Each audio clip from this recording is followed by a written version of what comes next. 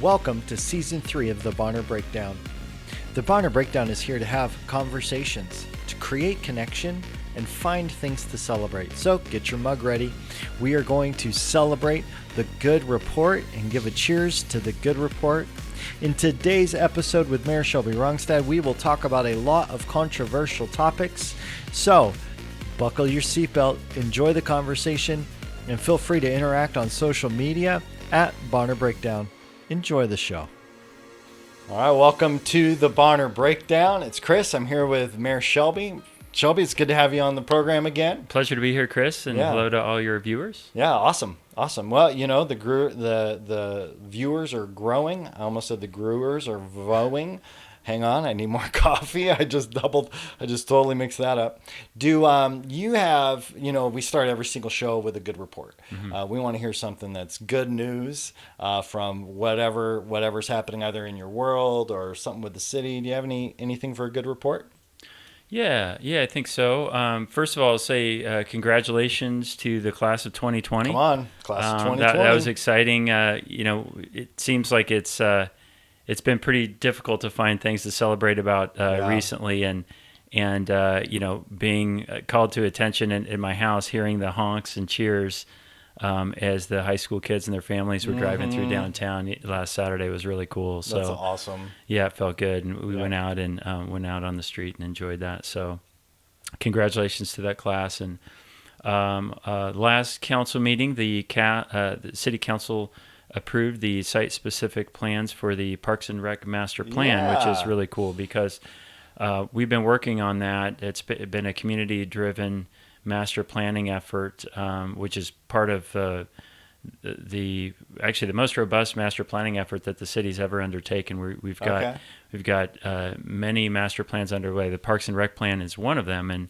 it's been we've been working on it for about a year, and we just this last council meeting we passed the site-specific plans, which is the city beach, the downtown waterfront, and the sports complex, which is Travers and Centennial Park. So we've had great public participation through that, and we created a fantastic vision for the future of Sandpoint, and I'm really excited to move into that next phase, which will be implementation. So cool. Yeah. No, that's great. And I like being able to see progress being made on some of these plans because it just gives us clarity on what's next. Some people get stuck in planning their whole life and nothing ever happens. So it's good to see the city moving forward on plans. That's been really good, and it's been fun being part of the the city's comprehensive planning portion, dealing with the housing side of things. So it's been a pleasure to be a part of that. Speaking about the graduates, it's been really, I think that the local media has done just a great job of highlighting the seniors this year with COVID-19, with the whole not having a regular graduation, and being able to highlight either through signs in the yard or driving through downtown, and the different things that have happened to celebrate them. I've enjoyed seeing how many students are receiving scholarships, and I love seeing that those are being highlighted in the media publicly, not just like a byline, but they're doing whole stories on kids and students, getting their, information out there. So I just have been really impressed with that. In a season where we forget to celebrate the good, to see these seniors getting celebrated for their achievements has been really, really awesome. So that's a good report. Thank you for yours. Cheers. Cheers. All right. Cheers to the good report. Way to go, students of 2020. 2020 class of 2020. Awesome. Good job, guys. So, awesome. So, Shelby, I asked you to come on because, about 7 months ago, you and I sat here, and I actually cut out about 40 minutes of conversation that we had because we were just introducing the show. And we're kind of in a place now of really opening the doors a little bit wider for a broader conversation in the community. And that 40-minute conversation was specifically around some ideology and race stuff and things that are just paramount in society on the news. It's everywhere today. And I said, hey, let's come back and have that conversation, again, publicly. So one of the things that I do appreciate tremendously about you is your openness to have conversation. There's a lot of people that aren't willing to have a conversation. And it seems like you've done very well at being able to listen. There's a lot of differing opinions about you publicly, which you're very, aware of, and would love to hear a little bit about how this season has gone for you. Kind of what's happened. Anybody who lives in Sandpoint is on Facebook or reads the Bee or the Reader or whatever should be fairly up to speed that there's been after the George Floyd killing, there has been a tremendous level of angst and anxiety across all of the major cities in America, and it did not escape North Idaho. And I've got some pretty interesting stories as well that we'll probably get into from friends who live in major cities.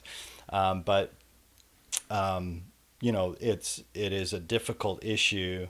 Racism is a difficult issue up here, I think, specifically in North Idaho for probably not all the reasons that we wish it was.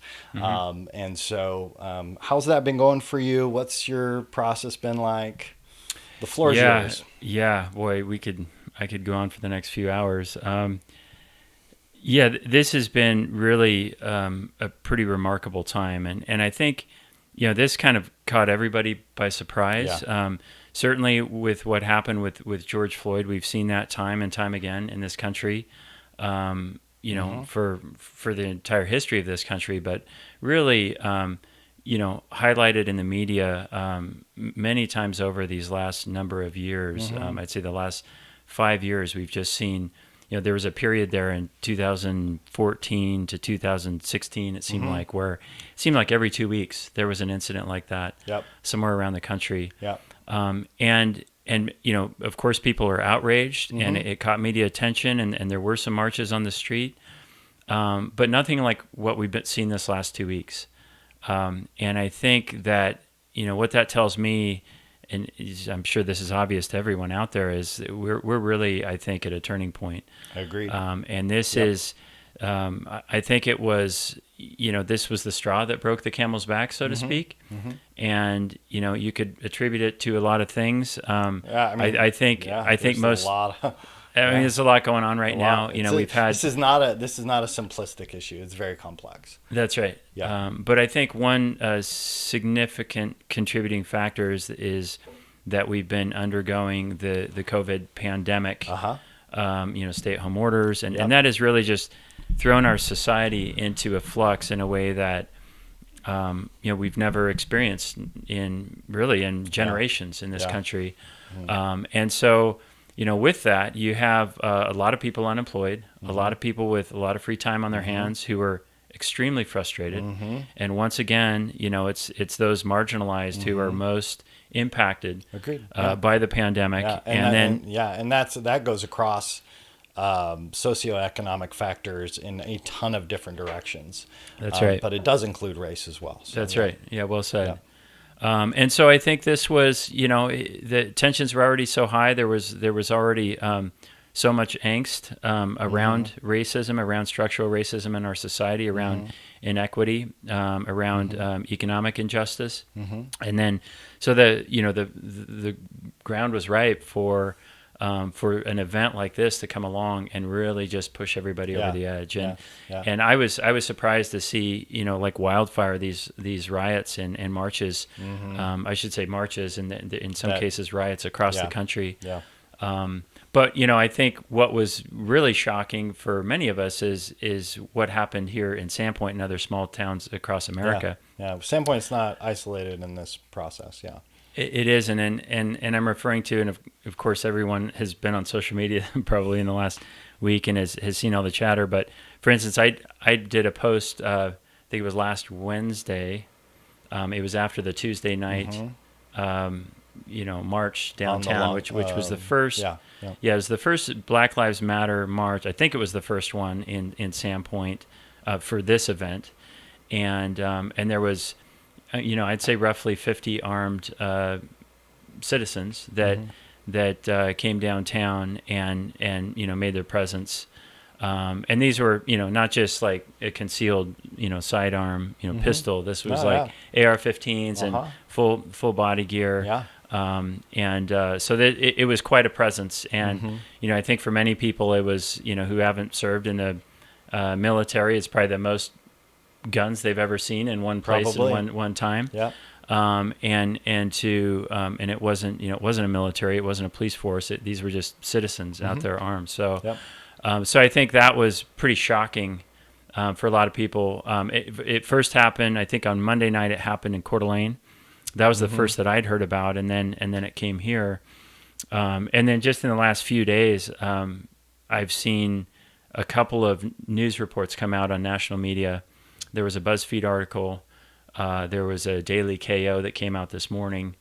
Both featured this movement across the country in rural communities like ours. And so it's actually encouraging for me to see like, oh, okay, this wasn't an isolated incident in North Idaho. Yeah. This is happening across Nationally. the country. So at least it feels like, oh, okay, we're kind of all in this together. Yep.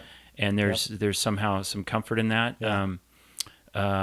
And we can dive as deep as you want to go into this, but yeah, I made a post on Wednesday, and I was really concerned because one thing that was obvious to me, I came down and I participated with the students. It was, I would say, probably 85 or 90% students who were marching. Pretty young people. And there was maybe 100 to 150.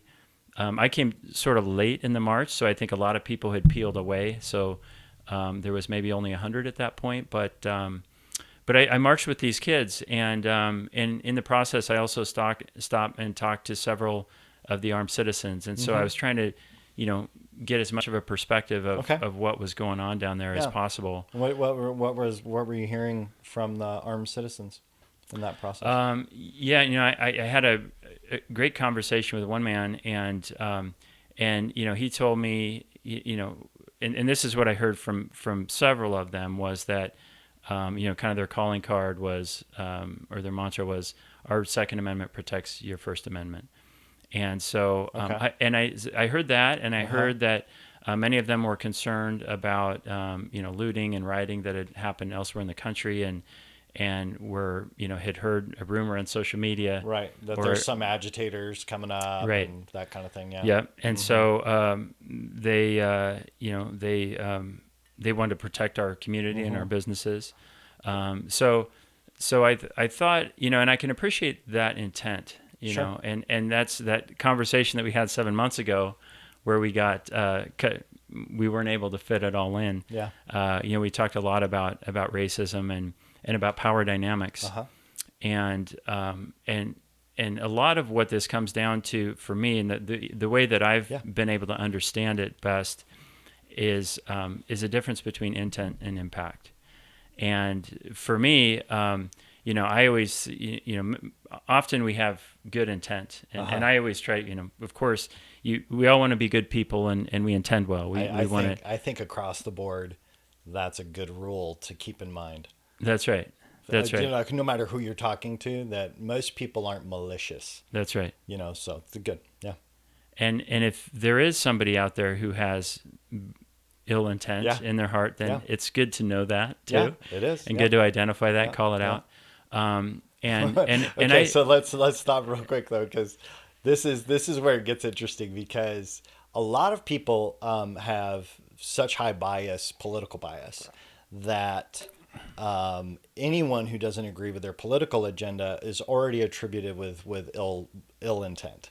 And I think you see that across the board. And I think the media plays on that to sell ads and to get clicks and everything else. So the hyper division that I'm seeing politically is often driven by mind reading of ill intent into people's hearts, where that may or may not be there, but the disagreement often turns into ill intent, an assumption of ill intent.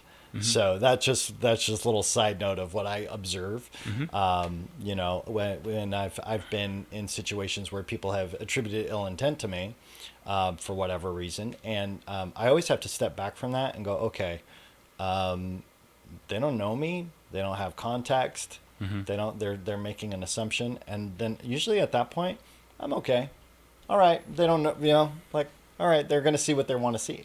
At that point, I see it happening across the board everywhere. So that's just when you talk about that concept of how do we know, right? How do we know if somebody has ill intent? Well, we have to take them at their words. And usually some people's words are very, very hurtful and definitely has ill intent, you know? So just my 2 cents on that. Yeah, no, I appreciate you saying that. And that was one thing that I saw is there seemed to be both at play there. Yeah.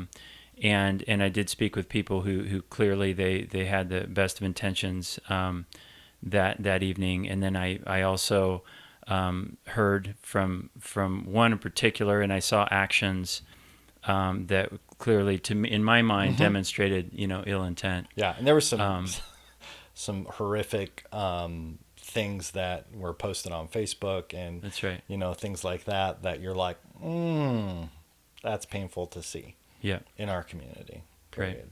Right. But yep, Facebook, the land of trolls, where it can really get out of hand, and I think you're right. There, you know, that's where people really kind of, you know, show where they're at. Yeah.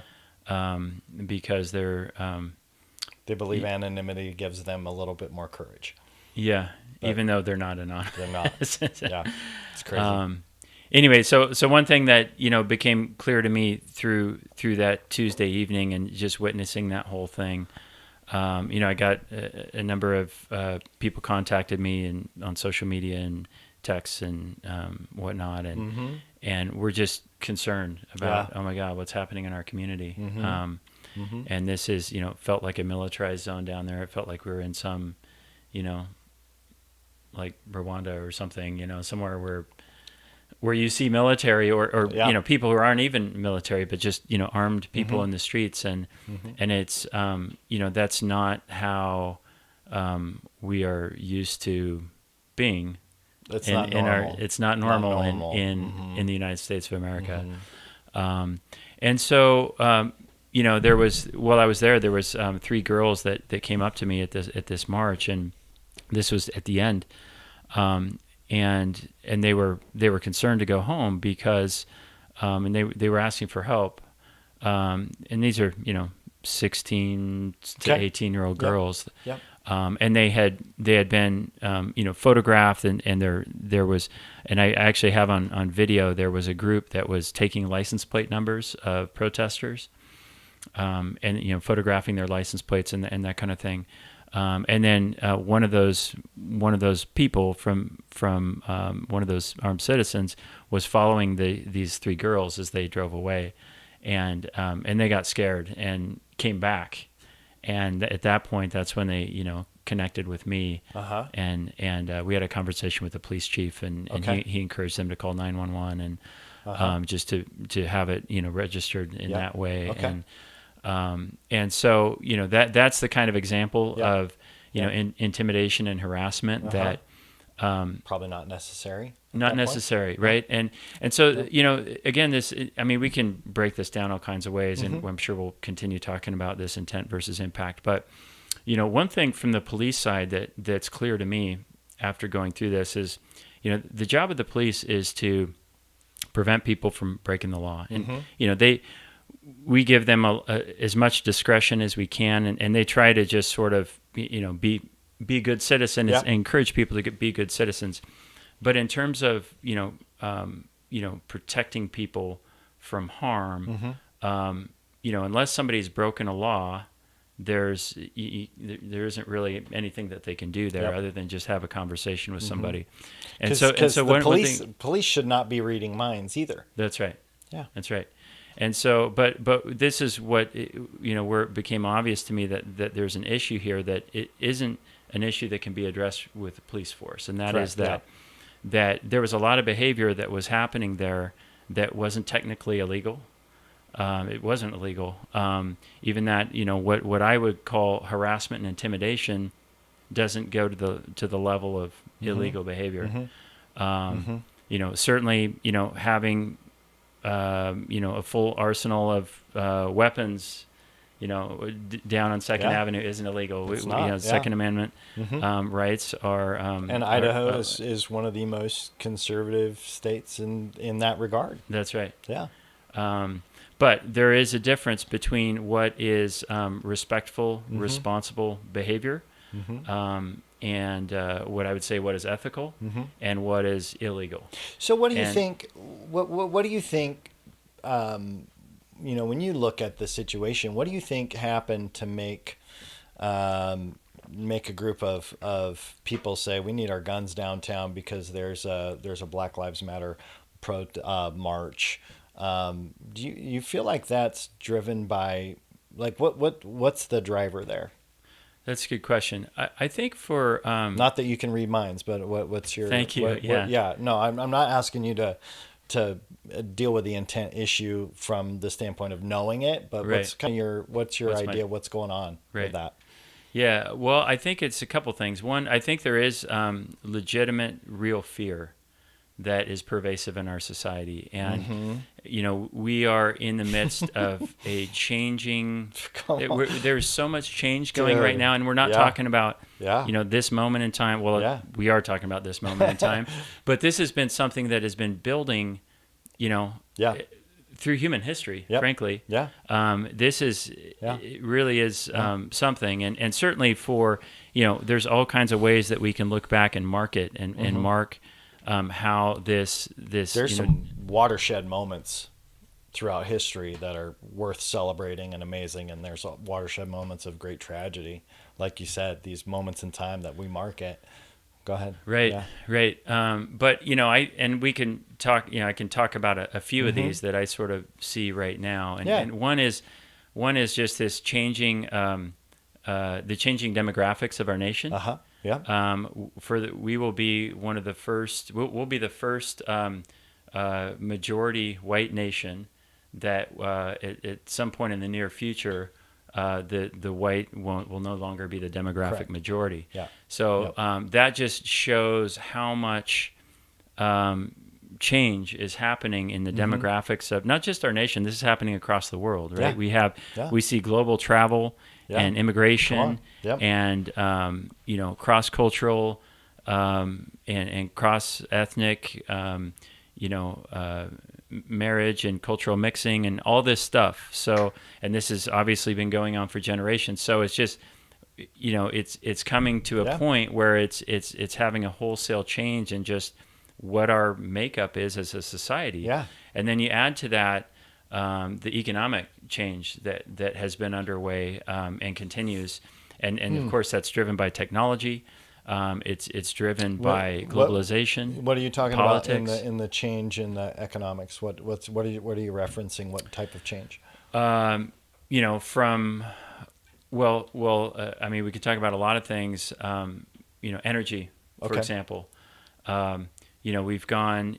There's been this movement away from cultural movement away from non-renewables. Right.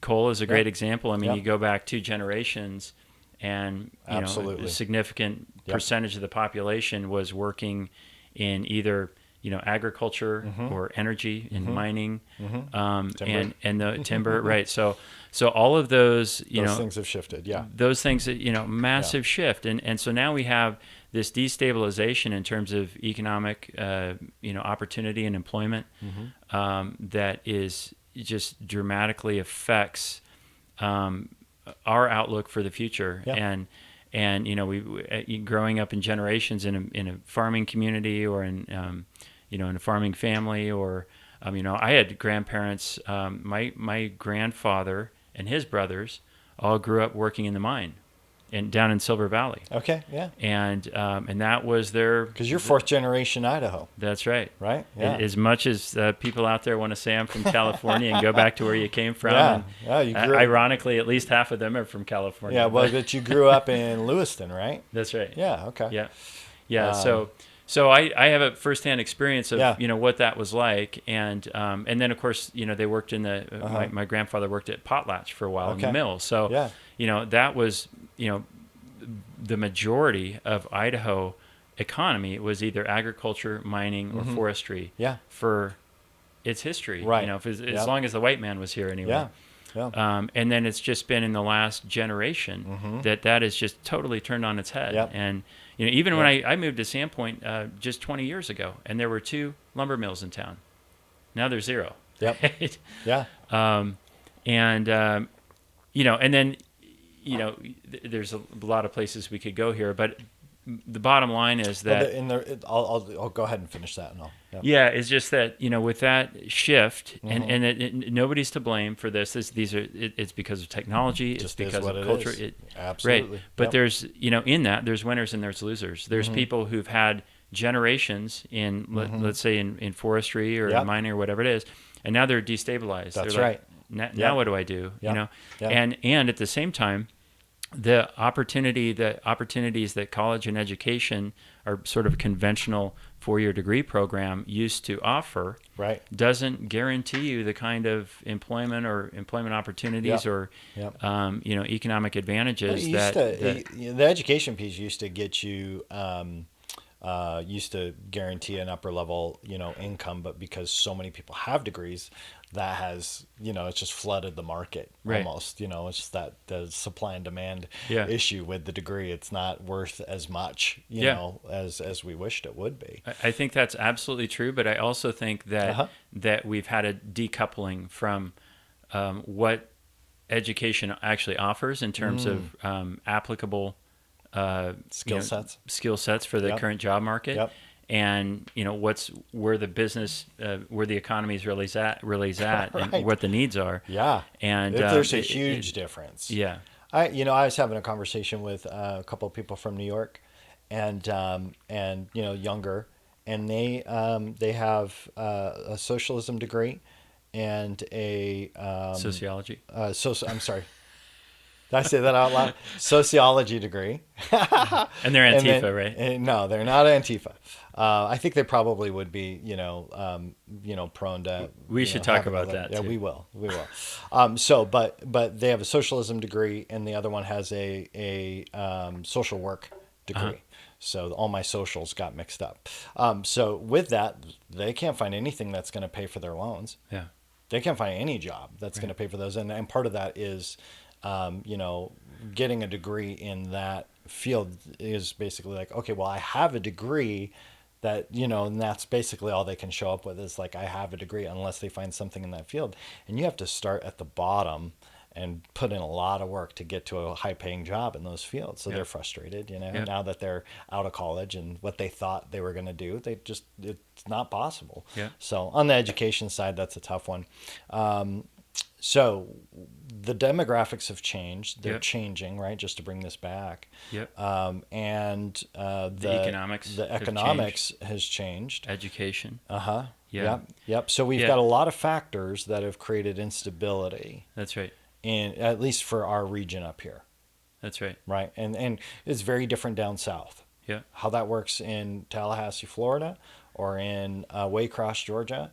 A couple of places that I've been and spent time, the dynamics are totally different. It's wildly different. But here, that's kind of what we're dealing with. And at the same time, just to end that note on economics, we also see for the more than at any time in history, disparity between the wealthiest and everybody else. And so we've never seen that kind of income inequality before. And that in and of itself is very destabilizing politically and economically and otherwise. So, so anyway, I think all of that sort of contributes to that fear and anxiety for the future. That there, and that's why you see, sort of this, desire. I think for many, there's sort of this desire to go back to, make America great again is Trump's slogan, right? And it's this idea of, we had it so good, 2 generations ago, or some people feel that way. and become the economic powerhouse and the military powerhouse and all of those, concepts of greatness. Yeah. Right. Like you name the category on the in the sense of the Republican national conventions, their top selling points of here's what we believe. He's just like, all right, let's make it as big as possible and as great as possible, and that's that mindset. Yeah. Yeah. Yeah. But, again, back to the reality of where we're at in the 21st century is we're never going to go back to 1940 or 1950 or 19, not at all. 19 anything. Yeah, right? things got to change. And now, we are no longer, the United States is no longer the lone superpower in the world. And, we're becoming eclipsed by China. We can no longer dictate the economic terms of global trade the way that we have been able to historically. And so that's going to affect, our economic conditions will continue to be, changed into the future. And again, just bringing more insecurity for us here. Yeah. Well, and I know that from the right's perspective, that they would that those statements of we can't dictate, and this is where that what I see the terminology being as the America first agenda. Like, okay, great, global whatever, let's just focus on us. In the sense of we can control our trade agreement with China, and we can control what we can control. We can't control what's happening globally, and that kind of stuff. So you see that just as I would just say there's the difference in perspective, on the right on that. So, Yep. Yeah, absolutely. Yeah. So anyway, a lot of change going on, and I think it's driven by fear. This reaction, generally, the people see the destabilization that's happening around the country and cities all over. It's good, and it's it's not good, but the point's good. Yeah, we're at this crescendo of, oh my gosh, the whole world's freaking out, right? Yep. And what am I going to do? What's my family going to do? What's my community going to do? So, and there's this, kind of American individualism and that is unique to us. Let me actually interject one other little thing here too, because I think this is really relevant. I just listened to this YouTube clip of Andrew Sullivan a few days ago. Yeah. And he's a philosopher and educator and Brit who's now U.S. citizen. But talking about free speech, and he was kind of talking about what's happening, sort of in America right now, but really stepping back and looking at it in terms of the whole scale of human history, and talking about how there has always been. He was talking about identity and identity politics, and how there's always been this pressure. To form a group, and your power comes from the group, and if you get outside of the group, then you get ostracized. Yeah, and so that is, it's always it's like built into our DNA as humans. We're social creatures. Yeah, to like find our group. Yeah. Coalesce around our group, and then it's all about the group. Better believe it. And through the group, we have power. We have political power. We have economic power. Hey, man, welcome to Super PACs. Welcome to, you name any arena of government, media, whatever, we tribalize. I mean, we just do it naturally. Right. And I think our brains are actually built for it. Our brains are built to have pattern recognition, right? So that's just how our brains work. Right. We're always looking for patterns. Like somebody somebody does something to you and the same person does it to you again, third time, you expect it, right? You've now created a bias, right? So that those things are so naturally ingrained in our brains. What we miss, what I feel like we miss, is the filtering process.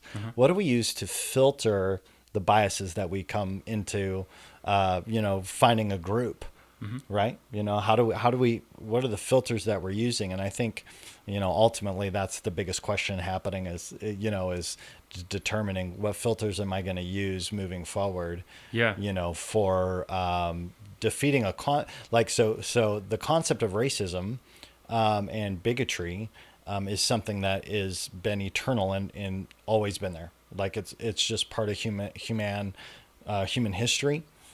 We've never found a utopia that was able to rid themselves. Everyone that's tried ended up either, if you look on the communistic side, it's ended in murder, or on certain things. And in the capitalism model, you have groups like the African Americans that were enslaved to make other people rich. So, you've got this whole broad history to say, okay, bias is something that seems like we're always going to be dealing with. What I believe now is like the upper level thinking, like okay, so we have bias, but okay, what's the upper level is now I can actually look at that bias and go, oh, maybe morally I shouldn't have that bias. Maybe socially that bias isn't working for me or them. Yeah. And maybe practically it just doesn't work either.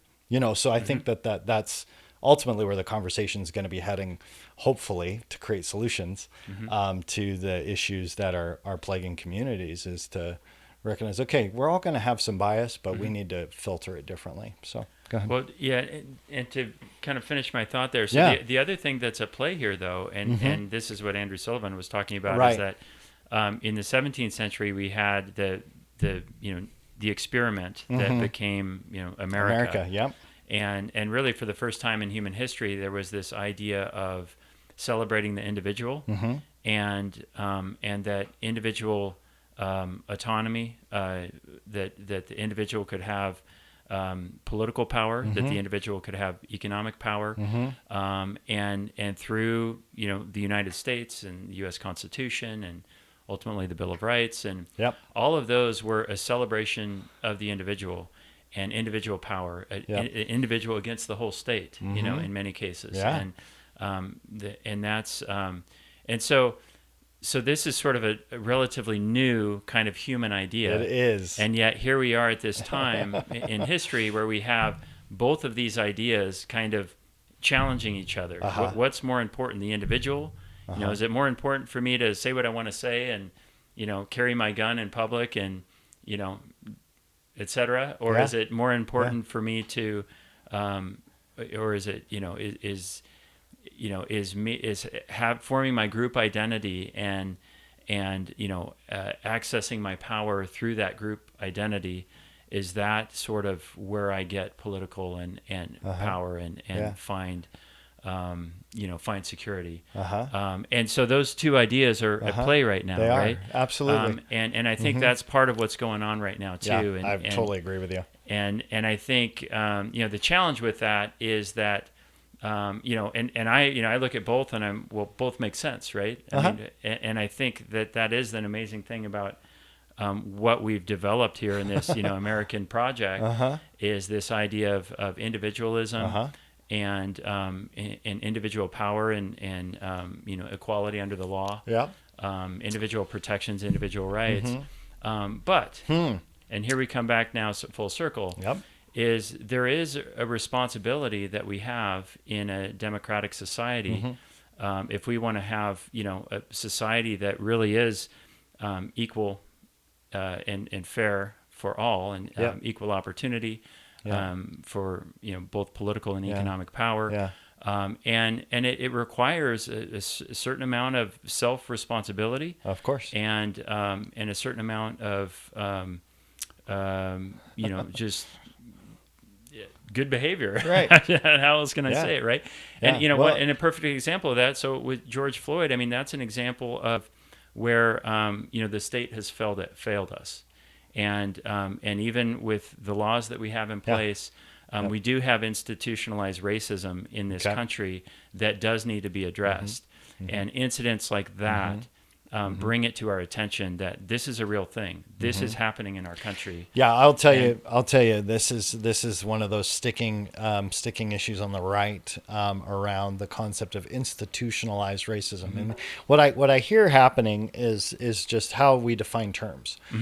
So, for example, somebody says systemic or institutionalized racism, they immediately think of the institution itself, and they go, okay, show me the law where there's racism.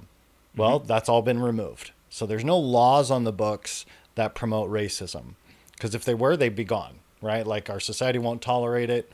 Generally, we won't allow for there to be a specific laws, since they outlined redlining in 1970, whatever, with the Fair Credit Act and and some of those things. So it's been a process to get there. But okay, so on the right, they go, okay, well, there's no laws talking about institutional, racism, in that the institutions are in itself racist, which you have our individuals in the institutions who have bias and racism and are dealing with that.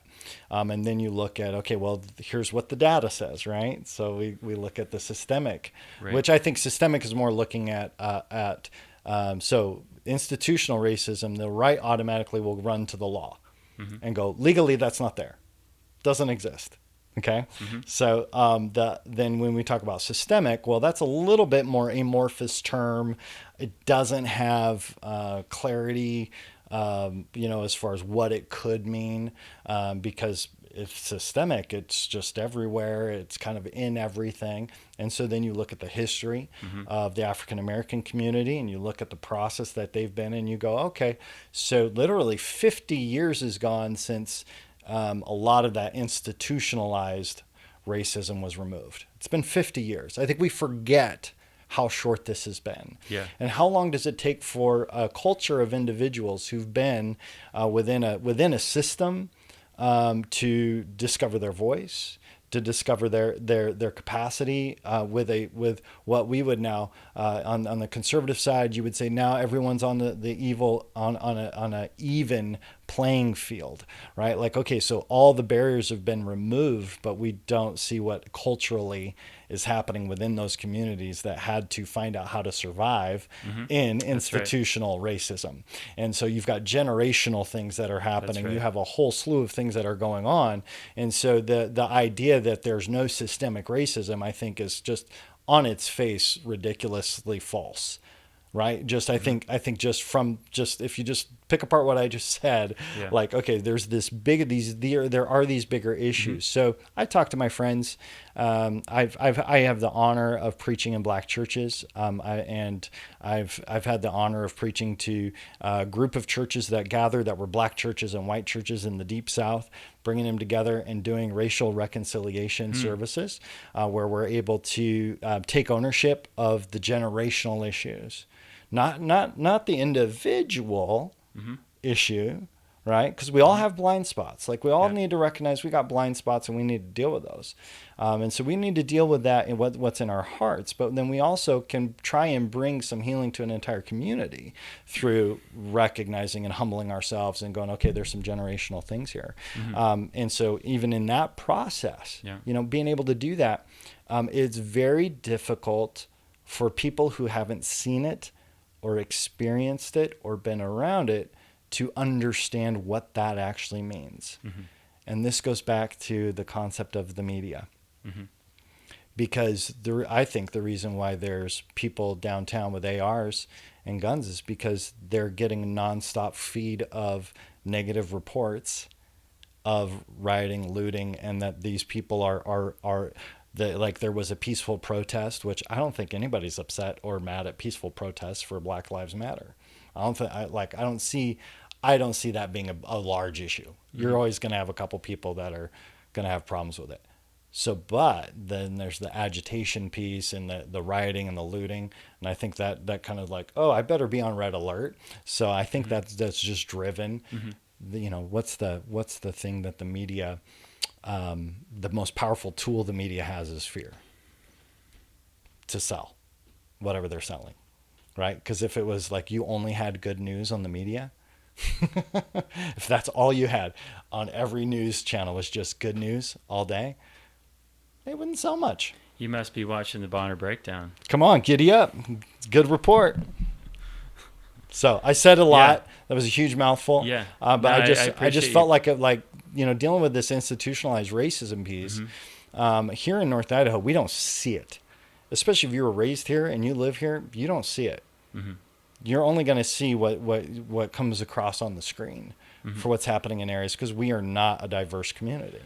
That's right. And, and that's, I want to segue here a little bit and talk about that's why I was so inspired to see these kids stand Sure. up Okay. and speak out for Black Lives Matter. And we've had BLM protests here in Sandpoint before, but they weren't that large and they weren't, repetitive, through the week.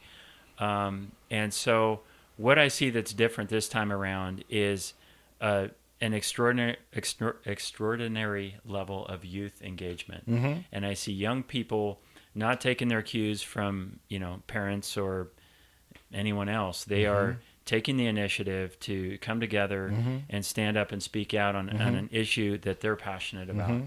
And even though, to your point, they don't directly see it in their community, but yet they see that this is an issue in our society, and this is their world that they're going to be inheriting, and they want to have an impact, and they want to live in a better world tomorrow. So I'm really inspired by that, and that gives me hope, and it makes me think that that we could actually get somewhere with this, and somewhere that's in a more enlightened place than where we are today.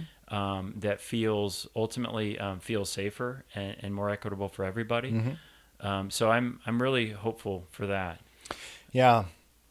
So there is a contingent of people that live up here who have felt like the focus on Black Lives Matter, whether it was the murals and under the bridge or in different places, where they felt like the focus on those protests and even your commentary that you put out there on Wednesday was by nature divisive, by you're trying to divide people into identity politics and into different groups. What are your thoughts on that? I mean, I see that happening. I watched that. I just would love to get your what do you think? What's kind of your take on that? Because regardless of whether or not that's valid or not, some people are feeling that way. So I'm just kind of curious what you're. No, you're right, and I recognize that too. That is what some people see, and I think what's kind of strange about that is. Two things. One, you have, if we're to look at this in a polarized way, and say we've got you've got the one group that's pro Second Amendment, and if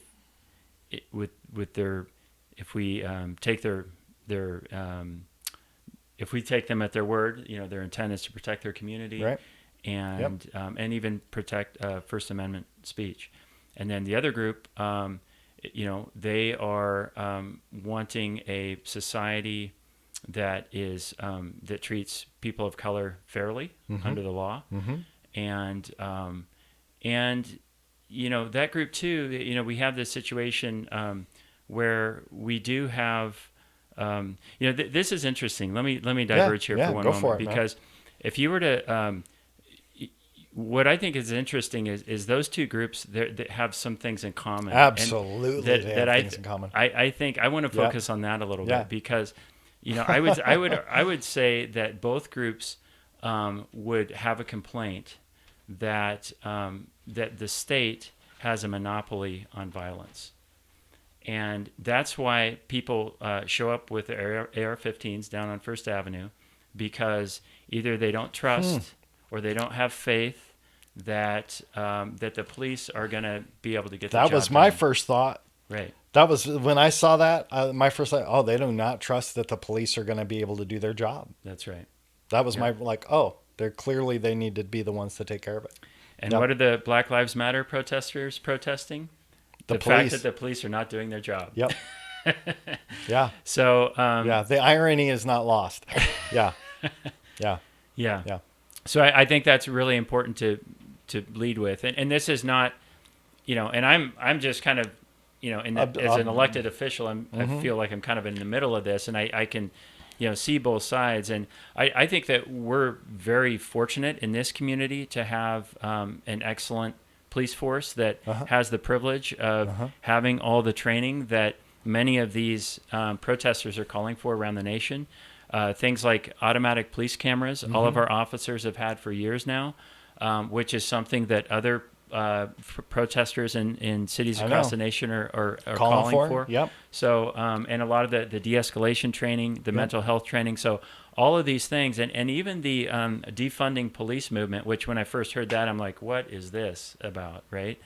And then, when I learned a little bit more about it, I'm like, oh, well, it does make sense. And I see it firsthand, man. The stuff that we put on the police. Explain more. Okay. Explain more. So defunding the police is is oversimplified. I'm going to put it like this. It's this idea of we are putting too much responsibility on the police and asking them to be specialists in too many different areas. Okay. And so we hire, somebody with a gun and we, put them through police training. And then, if they're lucky, they get some extra training here or there to focus on, de-escalation training, mental health training, these kinds of things. Yep. But, Medical. we ask them to do everything from, deliver, to respond to calls that they maybe just don't have. Maybe it needs to be a social worker that needs to go to that call. Maybe it needs to be a mental health worker.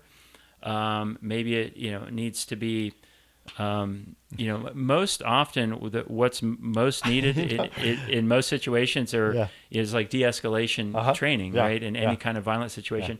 And then many times just it's negotiation training. Right. And then many times it's just like, dog barking or there's a tree that fell on the sidewalk or this kind of stuff, which is, you don't need somebody with a gun to respond to that stuff, So we're asking police to do everything for everybody all the time. And yet nobody can have all those skills, and and they get and they I think we pay them well, but I don't think we can pay them enough for what we ask them to do. You know? Absolutely, and the cost. That's right. The mental, emotional, physical risk that they take is I don't think most people can grasp. Right. Unless you've been in a police family or anything, like you just don't see, you can't tell. Especially in this day and age, I think, with absolutely. the degree of political tension that we see in our society. When you've got, I wish that when people come up with a slogan, they would get the words right, because defund is the wrong word. I understood totally what, I had to study it. Like, okay, what in the world are they talking about? Because you got all of a sudden the media's like, they don't mean defund the police. They don't mean and I'm like, come on, use your words, come up with the right language, because if you're going to say diversify police resources, okay, that makes sense. Defund means get rid of police. So I think that one of the things that drives me nuts right now in the conversation in general is that the people who are coming up with these slogans, whether they're radicals and then they it's a radical get rid of all the police agenda, which is out there, right? And I can't say that doesn't exist. It's there. But then the reasonable people go, oh, wait, we can't do that. We want progress. We can't do that. So then they redefine the term, but they won't actually change the name of the term, So that stuff drives me nuts, because guess what? When 90% of people are reading through the news, they're seeing clickbait, they're seeing things that say defund the police and look how atrocious this is, look how evil this is. Okay, but what does it actually mean? So very few people will go past stage one of outrage, and they'll just stick there. So can I share one example of how we have already done that as Sandpoint Police Department? Okay. You probably are surprised to hear this. All right. Great. Okay. Well, let's do it. So we created the Code Community Resource Officer Division a couple years ago, right? Yep. And so that was very much the idea is we have 2 officers currently, and they don't carry guns, but they're community resource officers. They are the ambassadors between the city and particularly the police department and the community. And so, they're out there enforcing, again, things like right-of-way violations or, business licenses or dog, calls for dog, problems or whatever, that kind of stuff. And so they're just sort of, boots on the ground, sort of, take care of everything. And it doesn't require an armed officer to respond to that call. And so, so that actually, it makes our police department run much more efficiently.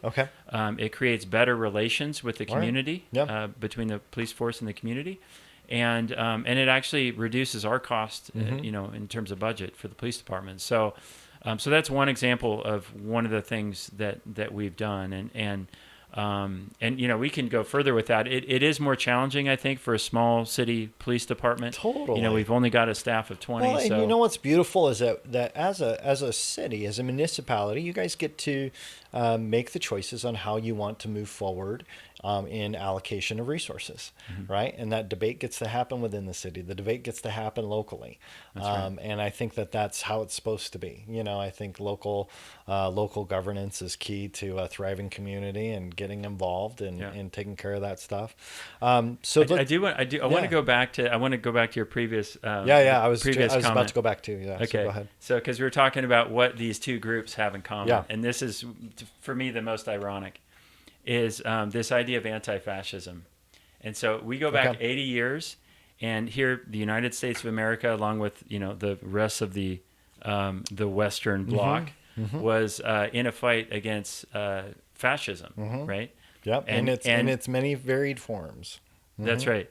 And we were all proud of our American idealism, and if you were to go around saying that you were a fascist on the streets in the 1940s or 50s, I don't want to know what would have happened to you. Nobody would know what would have happened to you, it wouldn't have been good. It'd be bad. It wouldn't have been good. Yep. And so here somehow we've done a complete 180. 2 generations, 3 generations later, and now the idea of sort of bashing the anti-fascists, like this movement against anti-fascism is like, well, wait a minute, so we all have to be pro-fascist now? Is that what we're doing? And I have some interesting thoughts on that. Yeah, and okay. so I think that I'm gonna adjust my seat. Yeah, right. So I think that's one area where these two groups, if they actually sit down and talked about it, and maybe I'm wrong. Maybe the 2A group, maybe they really are pro-fascist, but my sense is that not at all. They're not. Not they're at all. Probably not pro-fascist. Not at all. Here's what I see happening. I see people who want power and control and want to create change, and anyone who stands in their way is fascist. That's like the bluntest definition of the negative view of an anti-fascist movement, is that they're fascist. In their desire to get power, we will use threat, force, control, whatever we need to do. We will. I mean, this is where anybody who's on the right and is vocally supportive of the president is considered a racist and a fascist.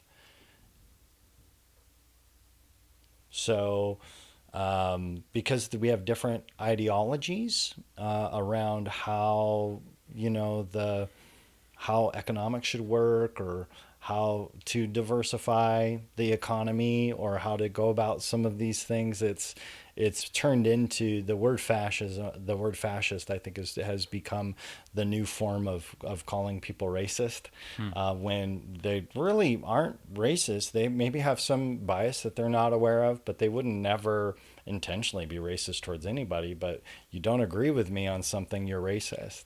I've been called racist more times in the last 3 months than I've been called since college when I was playing basketball.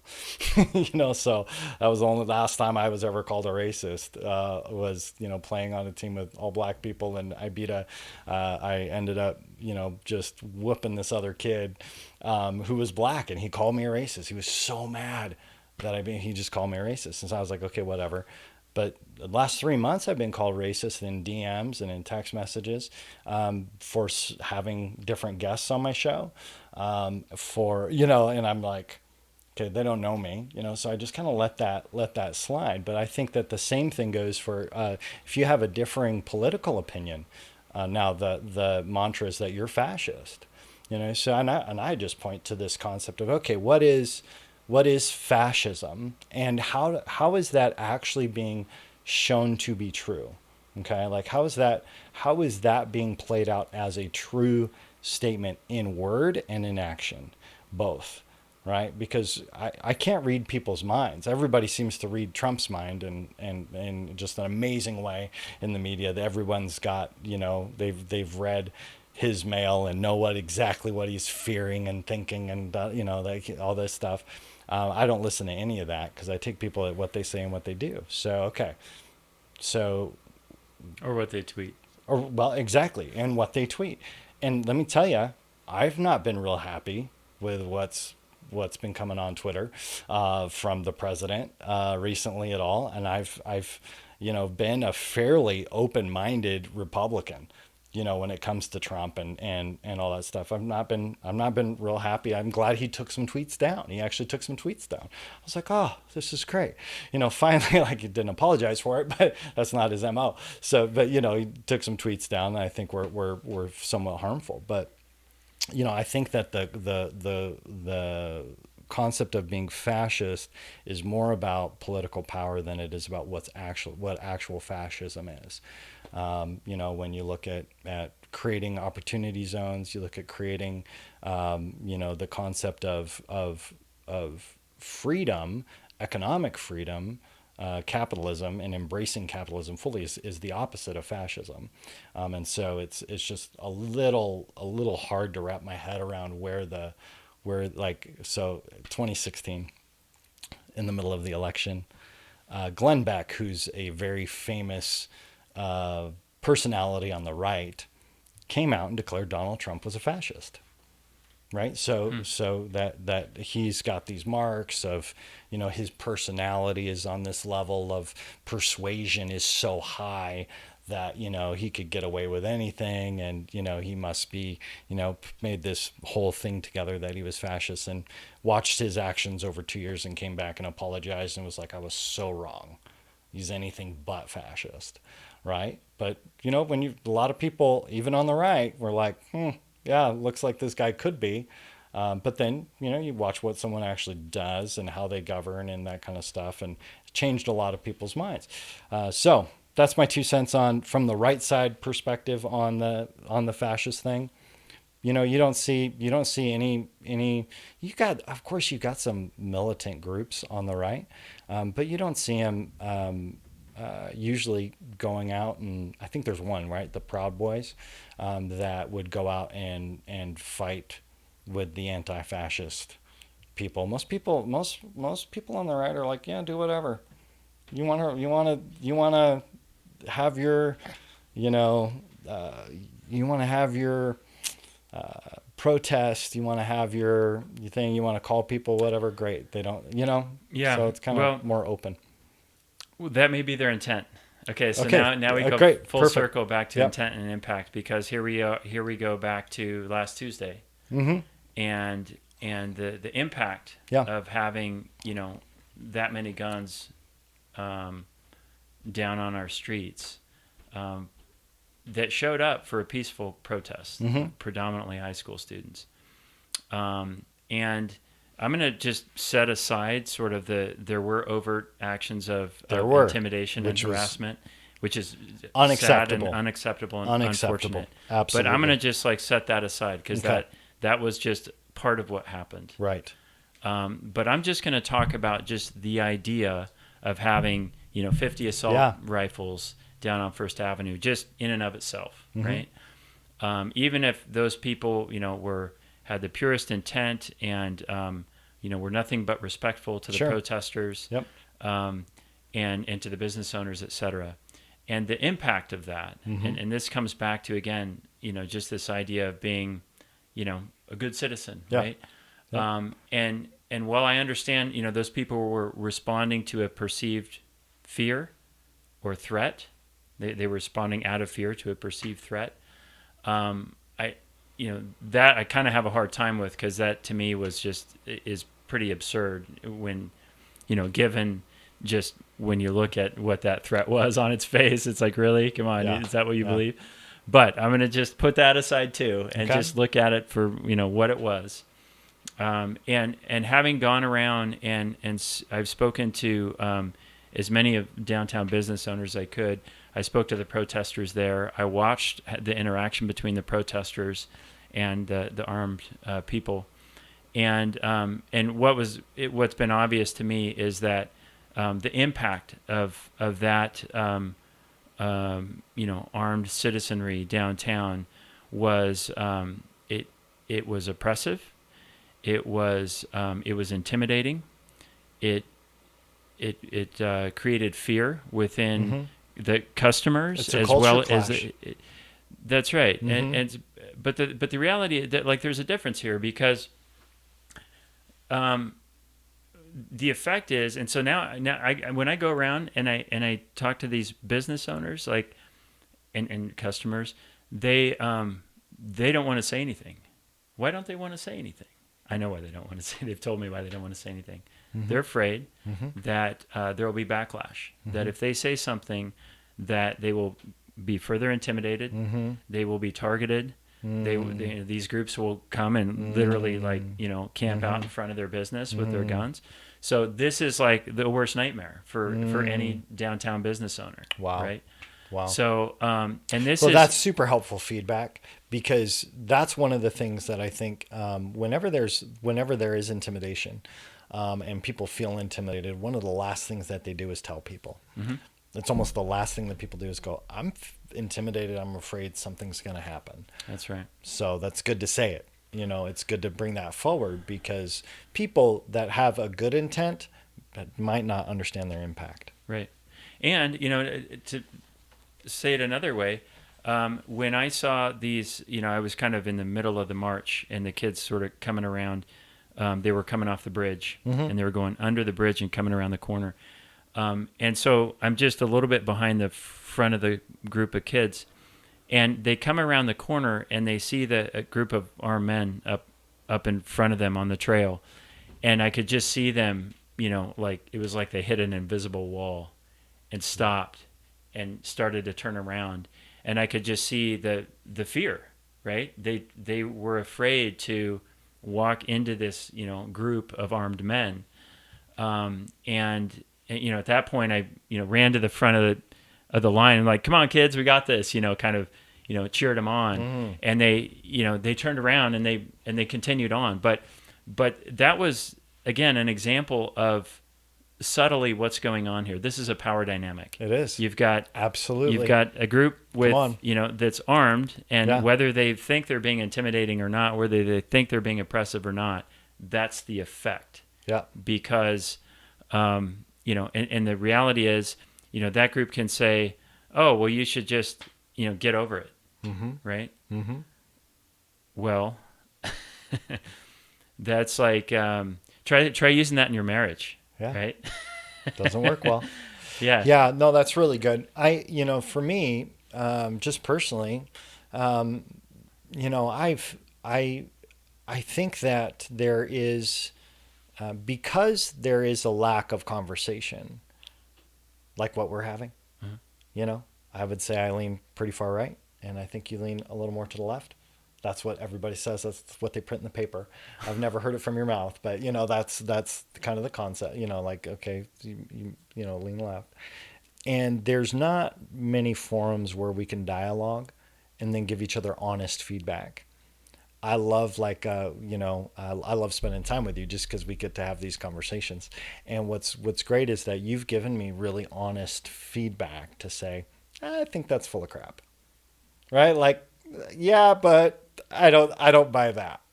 And, you and I are able to have these conversations because I believe that there's a level of openness, because I think we value each other as people. I'm assuming that, but the reality is that, I think that if there was a way to remove, I know we gotta shut this down, but if there's a way to remove some of the accusation on the right and remove accusation on the left, if we can begin to dial back the accusatory language towards each other, I think that we can begin to enter into an actual dynamic of developing real solutions. That's my heart, is like, okay, like, I feel really strongly on some topics. You feel really strongly on some topics. And yet at the same time, because there's the human value, right? And we're able to have these conversations, hopefully in a way to create solutions and say, where can we find agreement? Like, I don't think the fascist thing's a thing that's one of those things where I think there's just very, very different perspective about what Antifa stands for on the right versus what people might think it stands for on the left. So, okay, well, let's define terms. Let's come up with common language. Let's make sure we're talking about the same things, because, and that's a process. It's not not a one-time deal. So everybody needs to calm down on Facebook and talk to some people. Mm-hmm. There you go. There's my 2 cents. So I appreciate that. yeah. Yep. Anything else? I got a question for you. Yeah, go for it. So, and this is getting political now. Great. You don't mind if we go there? No, I really don't. After the episode of getting canceled for doing nothing, I figured I might as well do something. So go ahead. Fair enough. What did you think? There's been a number of very prominent leaders in our country, and many of them on the right, who've come out, in opposition, vocal opposition against Trump in the last week. Yeah. And one of the most significant for me was James Mattis, Secretary of Defense and 4-star Marine General. Yeah. 50-year career in the Marines. Yeah. And he's got a little military clout. yeah, for sure. Yeah. And not just, it was like a very powerful statement, I thought. Yep. And I did something that I've never done before. I actually opened the last council meeting, reading his statement. Okay. And it's in almost 4.5 years now. It's the first time that I mentioned Trump's name at City Hall. This is probably smart.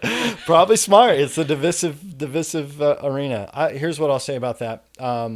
I listened to the Attorney General, Bill Barr, who was an Attorney General in the 80s, talk about the whole process of Lafayette Park and some of the things that Mattis was upset about. Mattis wasn't in the room. That's my first thing. Like, he wasn't in the room. He's hearing secondhand, third-hand reporting. For the people who were in the room, nobody disagreed.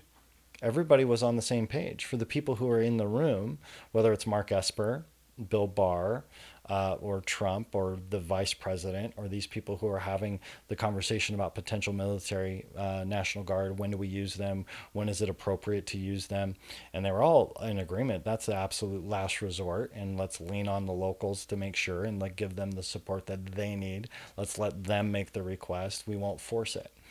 And the reporting that came out about that was that it was the exact opposite, that Trump's like gung-ho, send the military, and everybody's like, no, dude, you're crazy. Well, everyone else who was in the room in that conversation all said the exact opposite. So that's where I go, okay, great letter from Mattis if it was true. But then I go, okay, wait. So Mattis wasn't in the room, and he's hearing this from whatever sources. And obviously that's happened over and over and over and over and over, especially in the Trump administration, right? You got anonymous source here, anonymous source there. So there's all this craziness surrounding every report that comes out. So I always go to, okay, who is in the room? What are they saying? Because I always want firsthand testimony to what's actually being said or heard.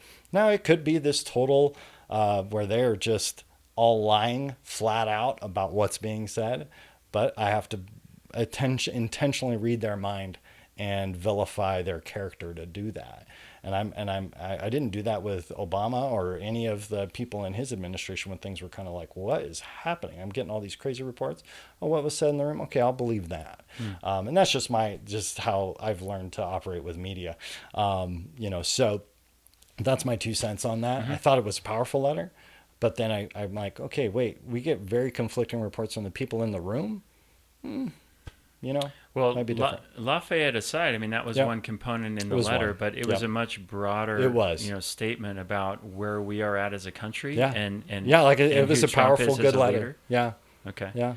I'm just curious. For me, it was really impactful. George Bush came out and made a statement that was uncharacteristic of him as well. And but here's where I'm like, but the operation is based on. So we've got, I know we got to wrap up, but we have a hyperbole in chief. So this guy masters in hyperbole and trying to use simple terms to persuade people. That's his MO. And so he'll make simple statements that people can take 1,000 different ways. And that is a problem when you're the president of the United States. It's very effective for your brand, maybe, and it's very effective to let people think whatever they want to think when you're selling something, but he's in a different role. So I always take that into context when he makes these kind of bold statements. And so to the point of the bold statements, absolutely, I felt like based on some of the hyperbole that Trump was using, along with the different reporting and all the narrative that came out, based on what was coming out, I don't think George Bush was off in his comment. I don't think Mattis was off in his comment. I think in fact, like, some of the principles and the things that were being talked about from Mattis was really strong. But then I go, okay, but I'm always like, okay, what's actually happening? Like, what's actually being said? So I always step back, even from that stuff. I'm very reticent to believe any report, left, right, anything, just because every time I dig, I find something different than what was reported. And I'm not trying to be too conspiracy theorist, or I'm not like it's all fake news, but there is a lot of that. And I see it on a huge amount on every major network. There's not a single one that I'm not like, oh my gosh, they tell the truth all the time. It just doesn't happen. So, and you and I have had that conversation. So, well, Chris, it has certainly been a pleasure. I know we got to go. Today. We got to go. So, and maybe we do it again. Yeah. Look forward to it. Yeah, and I'm just so that you know, I want I think I'm praying that you have wisdom as a leader in the city and in their area, and how you handle all this stuff. So this is not easy. I appreciate no matter where you sit, it's not easy. Yeah. There's no instant solutions to these problems, these issues. And so, hopefully you can make good choices in your process. I appreciate that. Yeah. Thank Awesome. you. All right. Well, that was a riveting episode of the Bonner Breakdown. And we are hopeful that you will like, share, subscribe, follow, click all the bells, hit all the whistles, all the buttons, all the extra things, and have a wonderful day. And feel free to leave your comments. Be respectful. That's all I ask. All right. Have a good day. Bye. Bye. Thank you for watching today's episode. Please like, follow, share, and subscribe on all of our social media platforms at Bonner Breakdown. And you can also support this show to provide more of these types of conversations at patreon.com/Bonner Breakdown.